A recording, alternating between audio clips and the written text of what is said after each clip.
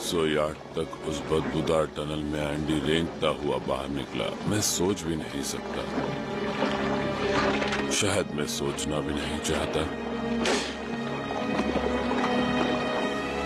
500 yard, 5 football grounds के जितना, आधे मील से बस थोड़ा ही कम।